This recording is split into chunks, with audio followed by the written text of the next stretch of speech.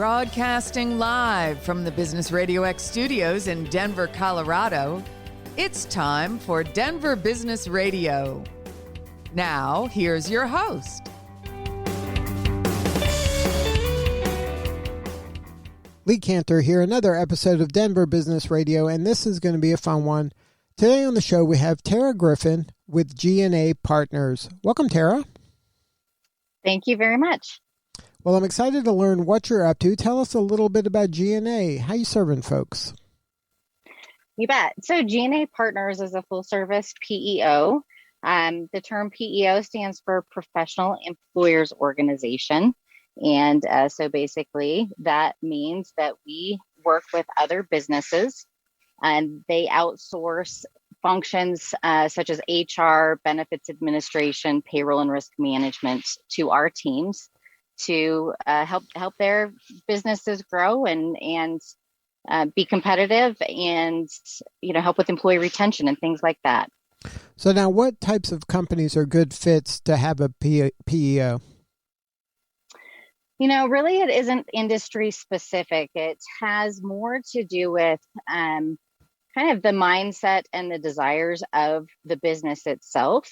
We work with small, medium, and large clients. I've got clients that I work with 5 employees. I have clients that I work with over 400, 500 employees. And I know some of my counterparts work with even businesses larger than that. So really it has more to do with, the business's own goals and how we can bring our expertise to the table to help them fulfill those goals rather than a specific industry. However, I will mention that there is a specific industry that we have recently started working with, and that is the cannabis industry. And in the past, there have been some challenges that have now been overcome so that we can really serve those types of clients as well.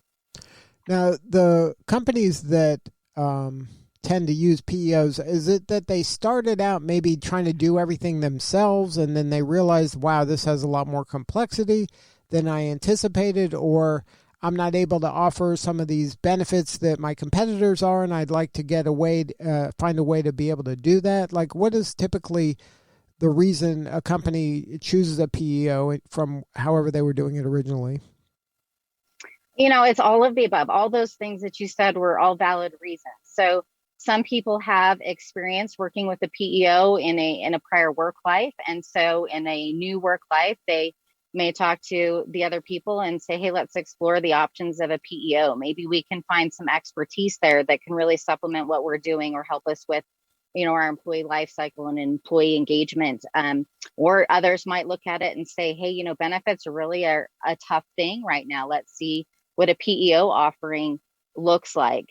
Some people, just find themselves in a scenario like you brought up at the beginning where they say, I'm overwhelmed. I have so much to do to grow my business. And some of these things like payroll and trying to keep up with the ever-changing, landscape of employment compliance these days is just too much for me. I need help. And they go seek out help.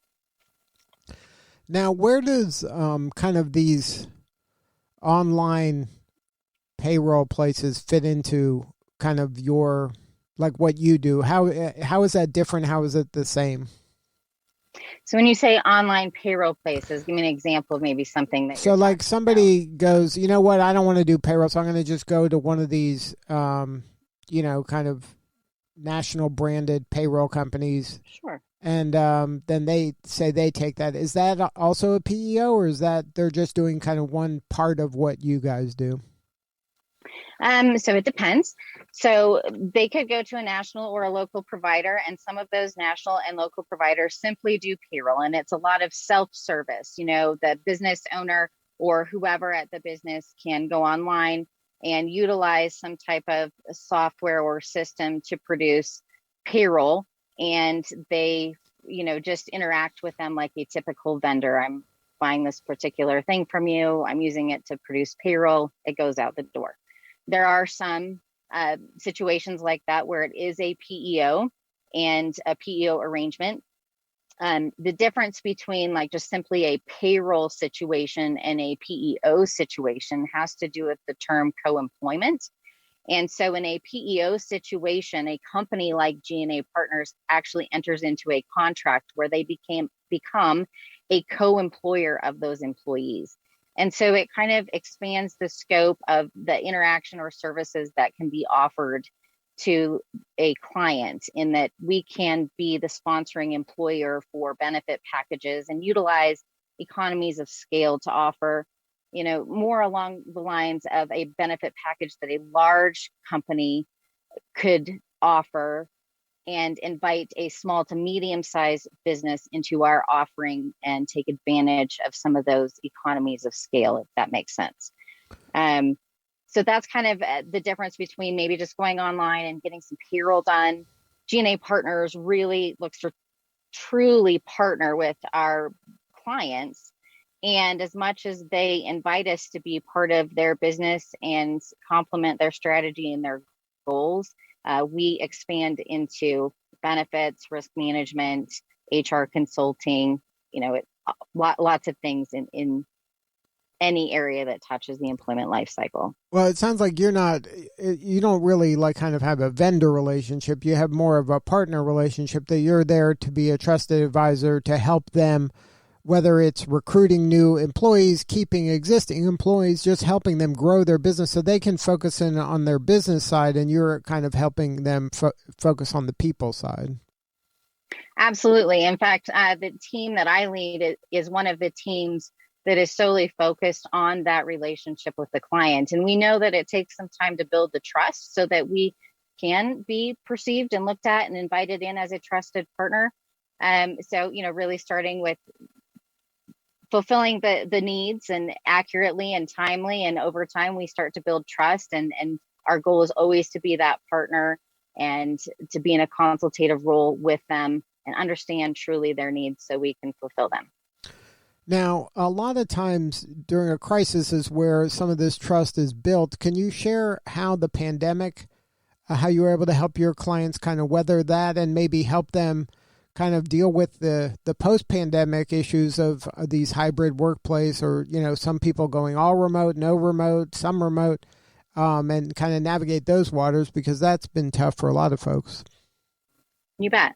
So if I may, I'll start at kind of the beginning of the pandemic and answering that question. And really, one of the most important things and reasons why we were able to help our clients so much is that the leadership team at G&A Partners has really built a solid company where they didn't have to worry about their own foundation. So we were able to just immediately mobilize, and the type and the quality of the professionals and people who worked at G&A Partners mobilized very quickly to understand the laws and the regulations and things like PPP loans that were being thrown at us, at lightning speed, and really, work around the clock developing things that would help clients get things like PPP loans. So, for example, we had a local community theater in one of our regions that we have an office, and they had hundreds of employees, and immediately they were out of work. They ended up being one of the very first companies to get a very large PPP loan to keep those employees paid. And we were able to help them get it that quickly because of how fast we mobilized to create the kinds of reports their banking institutions needed to approve such a loan. As time moved on, again, we just, within G&A Partners, designated different groups to become experts and to really study each new law or bill that was passed and how it would impact our clients, so that we could disseminate that information through our organization and have answers and help guide our clients, with things like employer tax credits and COVID sick pay and different state compliance things that rolled out. For example, I'm in Colorado, and Colorado had its own specific requirements in response to some of the COVID needs. You've also brought up that, now talking about hybrid workplaces and things like that, and some of the result of the pandemic that we're currently living in. G&A is very involved with its client base.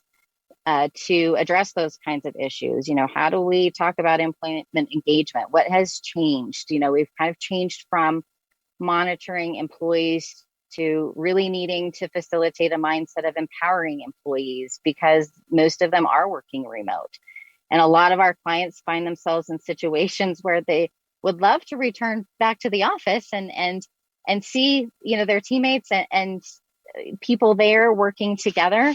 But they find themselves in a situation where a lot of employees are saying, time out. If you require me to come back to the office, I'm not going to continue to work here, because there are other options, and they have found working from home to be very beneficial to themselves. On the flip side, there are certainly employees who have been saying, I can't stand working at home anymore. Please send me back to an office. And then they return to an office, but yet they're not really surrounded by their teammates, which is something that feeds them.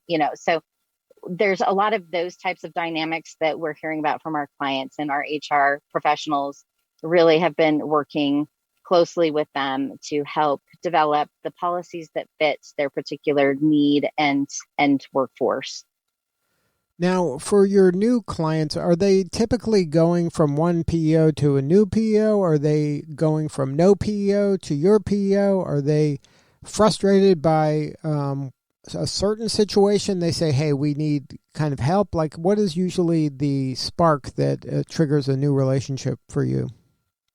Yeah, great question. So someone on the sales team may correct me, but from the new client signups that my team sees, I would say that probably 75% of them are coming from a different relationship with either a different PEO or an accounting firm that's been doing their payroll, or a payroll relationship with just, strictly payroll. I would say the majority of them fall into that category.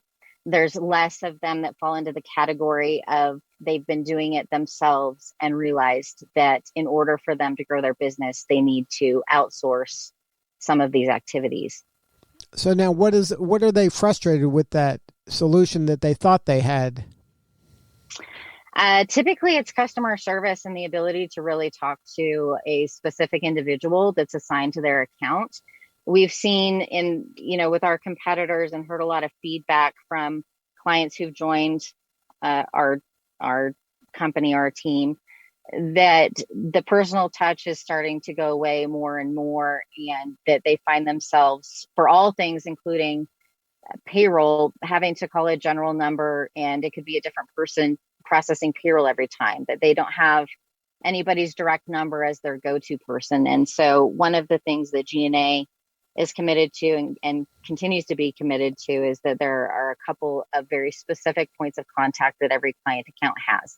And one of those is somebody from my team, which we would refer to as a client advocate, meaning that's your go-to person for anything that you don't know the answer to, or if there's something that needs to be escalated, or you feel like you want some additional service, or you want to understand what's available to you at G&A Partners.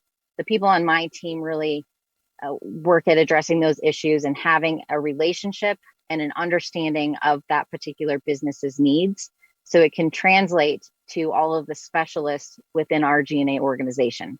The other specific contact that they always have by name is a payroll specialist, a dedicated payroll specialist, who certainly works on other client accounts besides just their own, but that is their go-to person, the same person that always will process their payroll.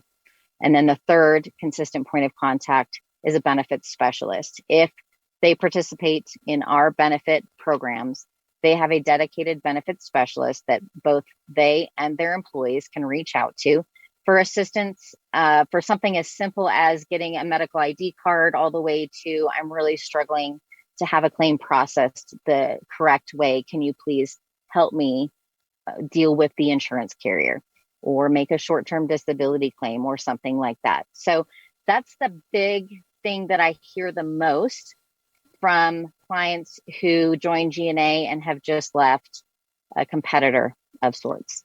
It's what was once old is new again, right? That level Yes. of customer service and customer care is being automated out of everybody's system to save, themselves time and money and people. And that's what people are hungry for, is that level of care. They are hungry for level of care. And at the same time, there's got to be a balance with those systems and some consistency in process, which are technical in nature at times, simply because the compliance piece of our world has continued to change and expand and get more complicated, that there are things that are necessary for an audit trail, so to speak, and to see, who agreed to what. But you can't really replace that human aspect, where a human who's got enough business acumen to understand the needs of their client's business and why it would even matter to them to have a competitive benefit strategy, and translate that over to how G&A can fulfill that need and alleviate the time and the burden of that business leader, so that they can go and continue to do what they got into business to do in the first place and grow their particular business. Well, if somebody's out there that wants to learn more, what is the website? It is gnapartners.com. And that's G, the letter N, A, partners.com. That is accurate. Correct. Yes. Well, thank you so much for sharing your story today. You're doing important work, and we appreciate you. Well, I appreciate your time, and thanks for inviting me to be here. All right, this is Lee Cantor. We'll see you all next time on Denver Business Radio.